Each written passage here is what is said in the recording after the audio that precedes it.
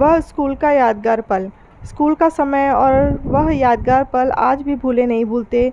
वह शरारतें आज भी मन को गुदगुदाती हैं। वह आज का समय नहीं था, 70 का दशक था, जिसमें मुझे 11वीं का पेपर देना था। उस समय तक 12वीं कक्षा की शुरुआत नहीं हुई थी।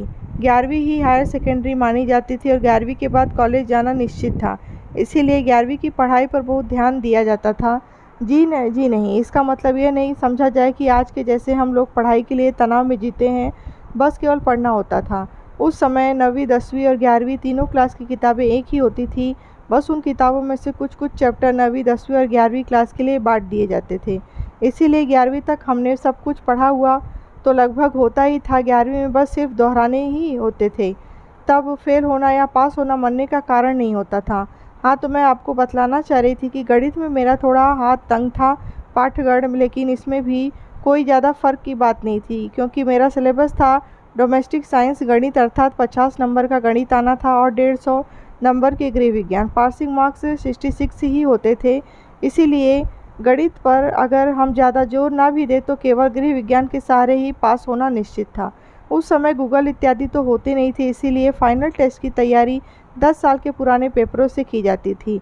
हम सबको द 10 ईयर्स पेपर कक्षा में ले जाना अनिवार्य था। सर ने कहा कि कोई भी बच्चा कक्षा में 10 ईयर्स सॉल्व पेपर नहीं लाएगा।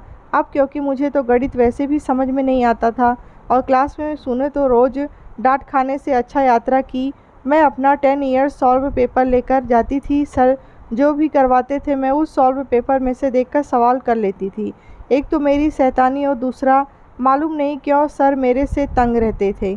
और अब जब मैं सारे सवाल सही ही करती थी तो मुझ पर गुस्सा करके भी मौका नहीं मिलता था। आखिर एक दिन उन्हें मेरी डेस्क में रखी हुई अपने सॉल्व 10 ईयर पेपर से टिप कर सवाल करते हुए देख लिया। फिर क्या था, उन्होंने पूरी भड़ास निकाली, मेरा सॉल्व पेपर लेकर चले गए, साथ ही अनसॉल्व पेपर लाने की हिदायत भी दे गए। उसके बाद मुझे सवाल करने में परेशानी तो होती ही थी, क्योंकि खुद ही सॉल्व करने होते थे। एक बार एक सवाल सब ने गलत करा था और सर भी उसको ठीक करने की कोशिश कर रहे थे, लेकिन उत्तर नहीं मिल रहा था। अचानक से सर अभी आ रहा हूँ कहकर क्लास से चले गए। मेरे भी दिमाग में आइडिया आया और मैं भी उनके पीछे पीछे चुप करके चली गई। मैंने देखा वह स्टाफ रूम में गए थे और वहाँ जाकर उन्होंने मेरा सॉल्व पेपर निकाला और उसमें से उत्तर और सवाल करने का तरीका देख रहे थे। मैं दरवाजे पर खड़ी होकर उन्हें देख रही थी। अचानक से वह पीछे मुड़कर उन्होंने मुझे देखा और मैं हंस पड़ी। सर को भी शायद कुछ महसूस ही हुआ होगा, वह भी हंस पड़े और उन्होंने मेरा सॉल्व पेपर मुझे लौटाते हुए कहा, क्लास में यह मत लाया करो।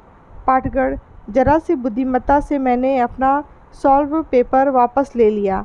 आज भी जब वह बात याद आती है तो अनायास ही चेहरे पर मुस्कान आ ही जाती है।